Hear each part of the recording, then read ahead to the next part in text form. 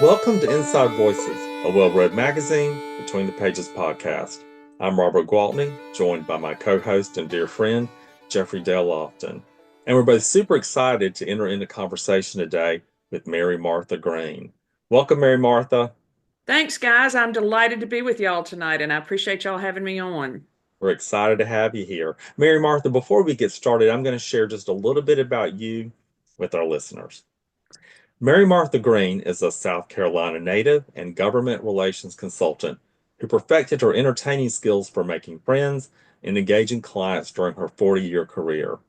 She divides her time between Beaufort and Columbia, South Carolina.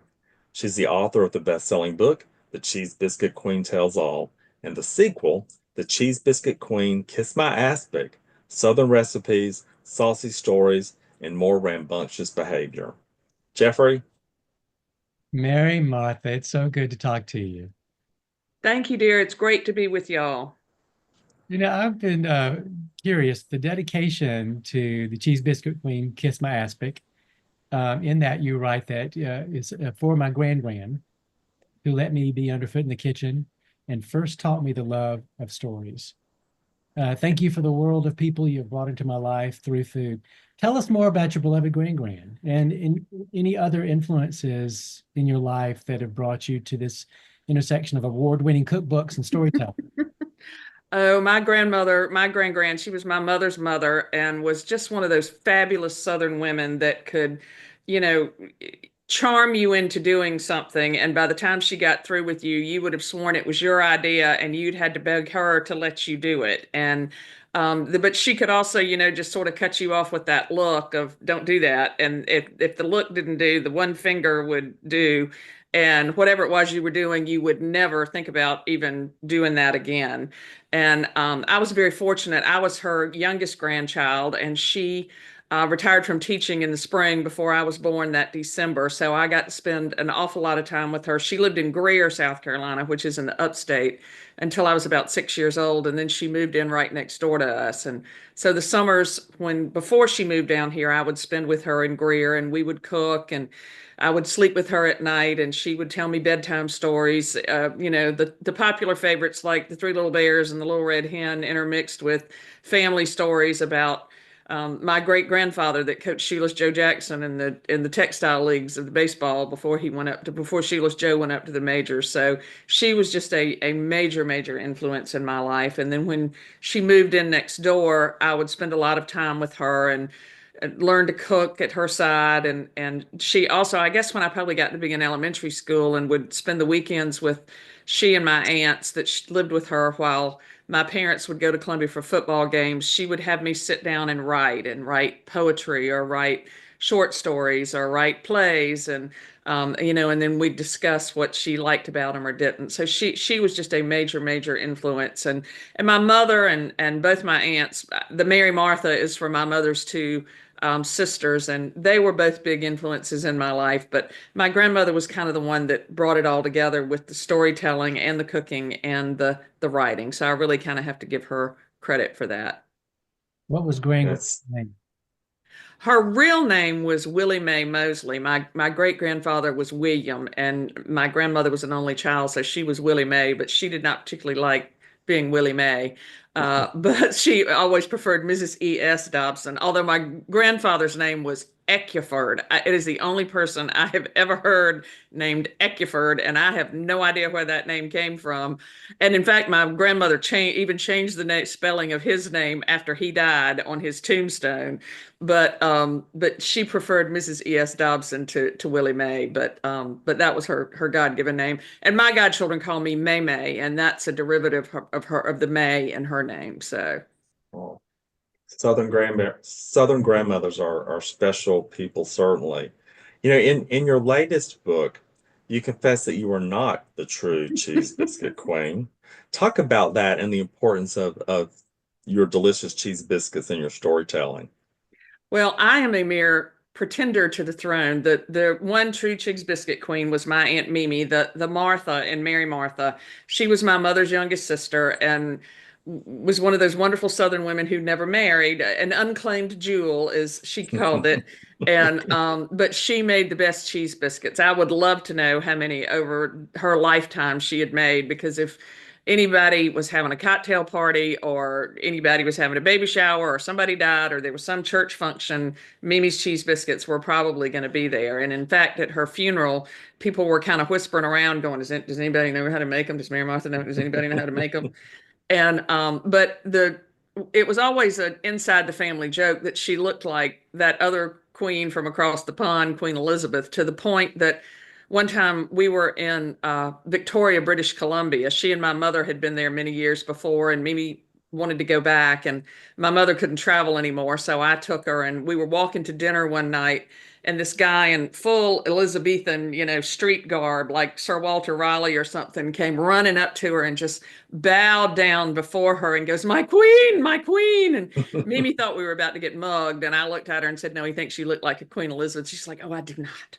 And then not long after Queen Elizabeth and Prince Philip had visited George and Laura Bush in the White House, um, the young lady that worked at the Beaufort post office told her that she kind of favored Queen Elizabeth. So with that, Mimi did have to kind of admit she favored Queen Elizabeth. But it was, my brother and I just used to rag her about it unmercifully, and she could kind of act like the queen sometimes too. But her cheese biscuits were just famous. They are alleged to have medicinal properties, because when all my friends were pregnant with their children, Mimi would make them when they were having morning sickness. And one of our friends' little boys, I thought, was going to have pock marks from the cheese biscuits. His mother ate so many when she was pregnant with him.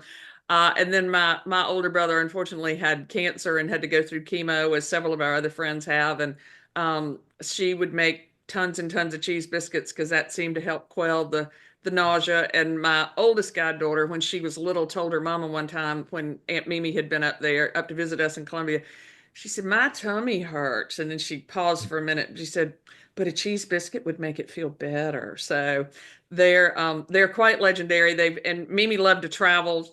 When she would go on a tour or anything, and there would be a tour bus, she would always pack a tin of cheese biscuits to take. So the cheese biscuits have been to Ireland and to China and to Alaska. So they have traveled extensively, and all up and down the eastern seaboard and all across the South. So they're quite famous in our little neck of the woods. And I can vouch for the fact that they are delicious. That that I traveled to Beaufort a couple of years back for a book event, and I had the occasion to meet you, Mary Martha, at that event, and we all had dinner afterwards. And I Mhm. just jokingly said, "Oh, you wouldn't by chance have any of those cheese biscuits in your car, do you?" And he said, "A matter of fact, I do." I So was not doing, only Go ahead, I'm sorry. that's okay. So I was doing a dessert buffet for a friend's son's rehearsal dinner that weekend. So not only did we got a takeout container from the restaurant, and I went to the car and got the cheese biscuits and the mini lemon pound cakes and the little chocolate pound cakes and whatever uh, else we were having that weekend, came back in with a little takeout container full of. oh my gosh, and those little mini pound cakes are to die for.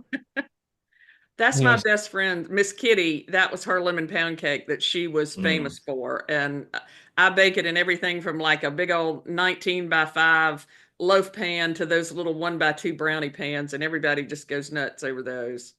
Well, Wow. I am proud to have partaken of your family's heritage. Well, thank you. I am too. And I'm hungry right now. I'm just just I, talking sh- about I should have mailed y'all some in preparation for this, and y'all could have been sitting there munching on cheese biscuits and, had crumbs down your face or something. lingering, For the third book, we'll do that. Okay, perfect. but the memory is still there. It does not leave you. They're so delicious. You mentioned your mom a moment ago, and word has it that your mother would be none too happy with about some of the stories you tell. And this is the first book, the Cheese Biscuit Queen Tells Yeah. All. And so we'd love to hear the backstory there, and in general, just how you approach infusing your family and friends into your stories.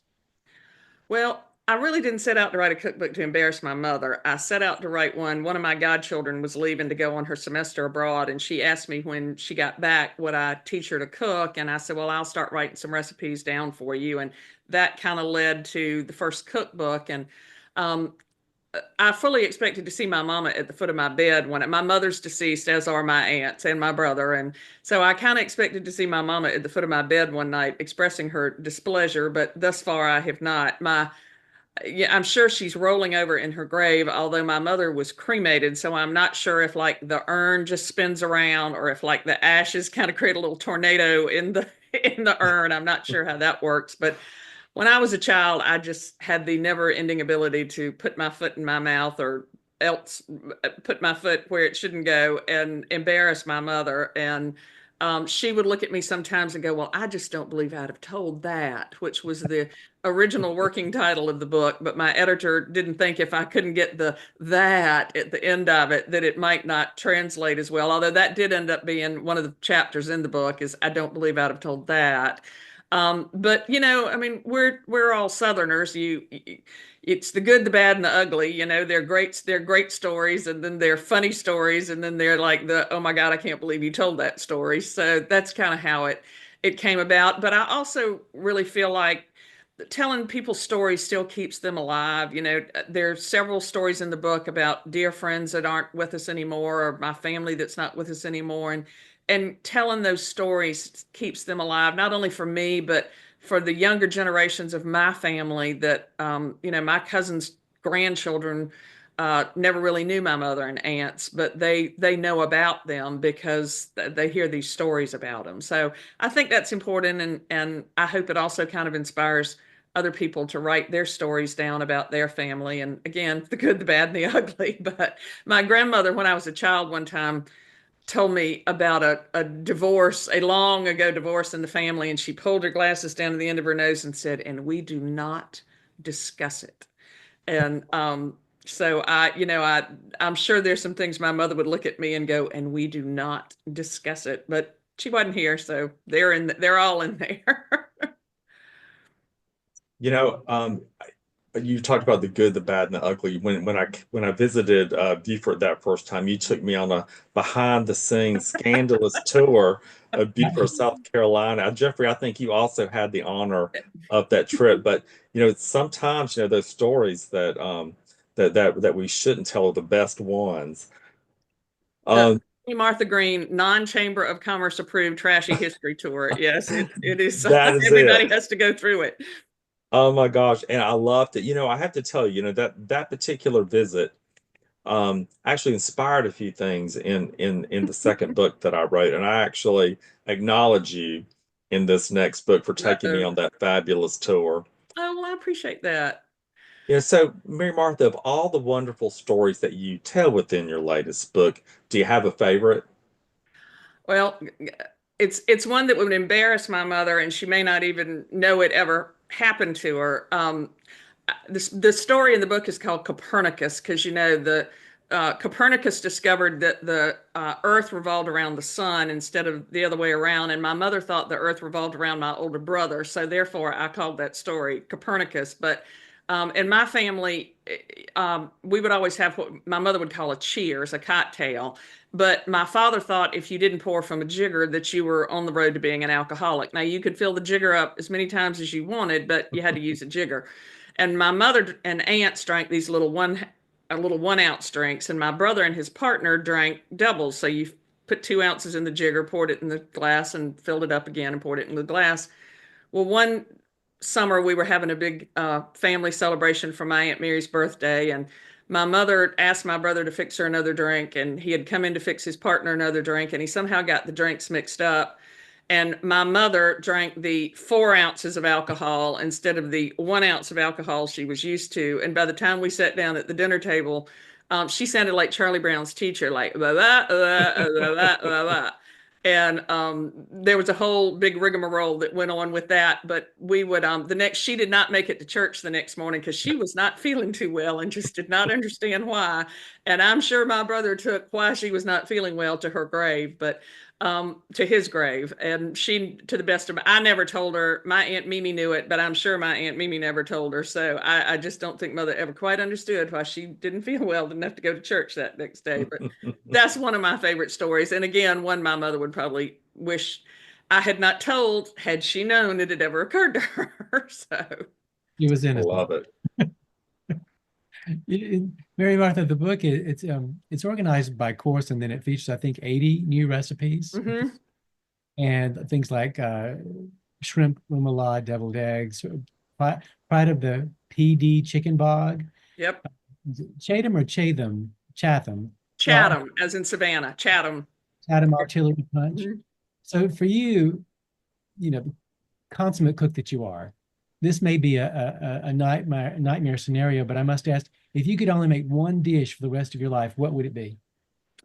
Well, I think if you asked anybody else in the world, it would be the cheese biscuits, because now that I have taken Mimi's title, I think that's what I'm most known for. But if it was what I was going to eat for me, it would probably be the red rice from the first cookbook. Red rice is something that's just a quintessentially low country dish. It actually has roots in the Gullah Geechee culture down here, the formerly enslaved people that were on our Carolina Sea Islands and Georgia Sea Islands, and a wonderful lady named Sarah Seabrook, who I knew growing up, taught me how to make her red rice, and that's something I just love. There's a certain late night talk show host who is from South Carolina who just wrote a cookbook with his wife, and he talked in that cookbook about how much he loved red rice and went on and on and on about how much he loved red rice. And then when I flipped it over and looked at the recipes, they had substituted anchovies for the bacon. Red rice starts out with like fry up 5 strips of bacon. Any recipe you see is fry up 5 strips of bacon. Well, they had substituted anchovies for the bacon because his wife doesn't eat meat. And that's a real sweet reason to do it, but don't call it rice with anchovies. Don't call it red rice. And so several of my friends were like, "Oh, did you see his book?" And I'm like, I just had to close it and put it down because, if you mess with red rice, I just couldn't have any faith in any of the rest of the recipes. So for me, it would probably be red rice, and for some of my younger cousins, they love red rice. So that would probably be my one thing. If I could only cook one thing the rest of my life, would be the low country red rice. Sarah Seabrook's red rice. Mm, You have to sounds allow delicious. chicken, so you can have the cheese biscuits too then. Can I Yeah. have two? Yeah. We'll let you take the cheese biscuits with you too. Okay. So, Mary Martha, you confess that throughout your career, you've shared your love of cooking, baking, and entertaining to aid you in making friends and influencing people in the legislative, political, and fundraising arenas. Can you share a time you were able to win over an obstinate so and so through your cooking? There's a rather legendary story at the South Carolina State House. I lobbied for a long time for the Teachers Association here, the South Carolina Education Association, the National Education Association affiliate here in the state. And my last year that I was doing that, the chair of the Employee Benefits Subcommittee in Ways and Means um, added something to the budget that my teachers were just horribly, horribly opposed to. And he and I got in a knockdown, drag out fight over it. And we had mutual friends who tried to ameliorate the situation, and he nor I would back down. And we ended up butting heads quite a bit that session. And it ended up being my last year that I lobbied for the SCEA, and his last year, he didn't run again. So he wasn't in the legislature after that year. And you have to, if you're a former legislator, you have to sit out a year before you can lobby. But after he set out his year, he joined us in the lobby. And I like to, baking helps me relax. So a lot of times during legislative session, I would make cookies on Wednesday morning and take up to the State House for all my buddies in the lobby. And he started eating the cookies, and he loves oatmeal raisin cookies. And he finally confessed about the end of that session that he loved oatmeal raisin cookies and that mine were just about his favorite. And he and I got to be pretty dear friends. He's retired now, but I still consider him a friend. But amongst my friends at the State House, that's probably the most legendary story of how I used food to win somebody over. And I mean, there are probably other events. There's a story about we used to have a skybox. One of my clients had a skybox at the 18th green at the Heritage, and that was always a lot of fun. But probably the one with Mark Kelly, I'll just mention his name, not the United States Senator, Mark Kelly from South Carolina. But that's probably the most legendary time I have used food to win somebody over. It wasn't even intentional. It just happened, right? It did. If I'd known during that legislative session that was all it was took, I'd have baked him beaucoup of them, and we could have saved our both of ourselves a whole lot of headbutting. It got so bad that one day at lunchtime we were in a restaurant sitting back to back in a banquette, yelling at each other behind each other over the banquette. Not one of my finer, more professional moments during my career, but that's how bad it got during that legislative session. So Not even facing each other, facing away, but yelling yeah, back. just screaming at each other back and forth over the banquet, the back of the banquet. Oh, that's a lovely image. Isn't it I can totally see it.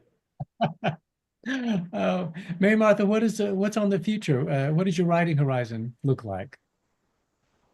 I think we might have lost her.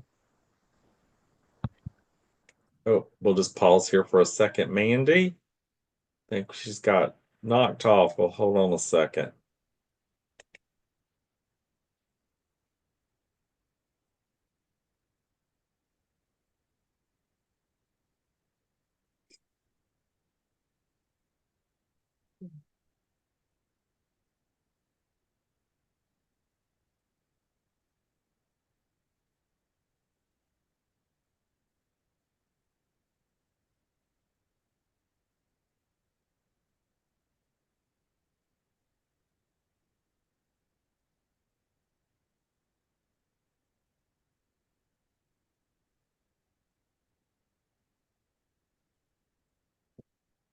Maybe she texts or something.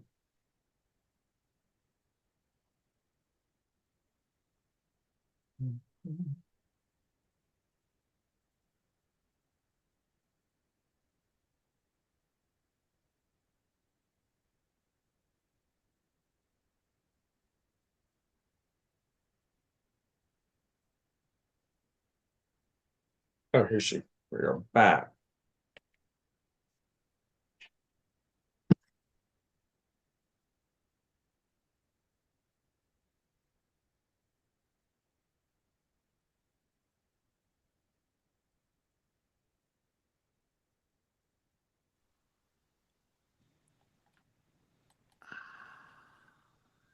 Hello. Hey, I'm sorry, my laptop died and I thought I had it plugged in, but apparently I did not. That's okay. Once she gets situated, I'll do a Um, countdown and we will just pick up where we left off. all right, I don't know why my video's not coming back up. Video settings. All right, come on. Video. Integrated webcam. Here we go. Here you All right, go. let me adjust it down a little bit. All right, I'm sorry. That's okay. Were we good with that question, or we Yeah. need to do that one again? Yeah. Let's pick up there, Jeffrey. Let's re-ask the question about her writing horizon. Okay. So, Mary Martha, what does your writing horizon look like? Do you think that book number 3 might be something like a novel, maybe? I've thought about writing a novel. I am a certified master naturalist, and I've started a very autobiographical book about a girl who's a lobbyist and inherits the family home in the Low Country on the marsh, and she learns a lot. I love wading birds. That sort of was my favorite thing about the master naturalist program, and especially herons and egrets, and they have a lot of characteristics that I think could transfer over into lobbying, like standing on one foot, stirring stuff up, and then waiting to strike. And if it's about the legislature, they might have to be some vultures and other birds of prey in there. So I've thought about writing that book, and in fact, I'm about 40,000 words into that novel, thinking about it. And then I've also started outlining another book called, probably working title is Cheers and Cheese Biscuits. Going back to my family used to call having a cocktail having a cheers. But it would be different parties and stuff, cocktails and appetizers and stories about parties. And I was talking to one of my cousins the other night. We were telling some stories about my family, and some of the taglines were, and there might have been alcohol involved. So that's probably where I'm going. Both of them are work in progress. The cookbook, the next cookbook is outlined, two or three stories written and some recipes, and the novel's about in the very beginning phases. So that's kind of what it looks like for now. What do you When you think? said that, when you said that you were a master naturalist, for a moment, I thought, I didn't know that Mary Martha Green was a nudist. Naturalist. We actually used to go to these legislative conferences, and they would have the National Association for Nude Recreation would always be uh, uh, having a booth there. And I always brought a friend of mine a pen from there because he loved it. But they were pens that you had to pin onto something. And I was like, that doesn't make a whole bunch of sense. You need like a sticker or a necktie, something, something that would go around your neck because there's A nowhere to stick a lanyard. pin on. Yeah, lanyard, thank you. But it just made no sense that the Association for Nude Recreation had pins at those conferences. Agreed. I think you could have like a, I don't know, like a your own podcast. It could be Nude in the Low Country with Mary Martha No, Green. nobody wants to see that. Trust me. Oh my goodness. Um, Too many so Mary Martha, mosquitoes and sand gnats down here for well, that. yes, it can get very dangerous, very itchy and quick. Although we did part of the Trashy History Tour out at the end of Ladies Island, there once was a nudist colony down here in the 1930s, but it didn't last long, probably because of the sand gnats and the mosquitoes. Yeah, they got smart quick. So Mary Martha, we are close to our end of time together, and it has just been lovely having the opportunity to talk about you, your cooking, your storytelling, and this lovely next book. You know, in this next edition of the Cheese Biscuit Queen, you reference a quote by author Sue Monk Kidd. Stories have to be told or they die. And when they die, we can't remember who we are or what and why we're here. What do you want your legacy to be? I hope my legacy is that everybody that came not only to Beaufort, but to my home and to my table felt loved and felt welcome and felt that love that my grandmother bestowed. I think that would be a wonderful legacy to leave. And of course, the cheese biscuit recipe, too. I think having that written down so that I hope people can just take that and run with it. And much like my grandmother did, I hope that if you sat around my table and heard stories or were invited to tell your family stories, that it encouraged you to write down your family stories and your family recipes so that they could be handed down to future generations. I think that'd be a pretty great legacy, along with the cheese biscuit recipe. A lovely legacy. You're well on the way. Mary Martha Green, thank you so much for joining us. Thank you for having me. Y'all are two of my favorite guys, and I was glad to get to spend some time with y'all. And please come back to Beaufort. There's much more trashy history down here to be shared. We will be there soon. Yay! Gentle, gentle listeners, until next time, I'm Robert Gwaltney for Inside Voices. And I'm Jeffrey Dale Lofton. And remember, to be creative is to be courageous. Thanks for joining us.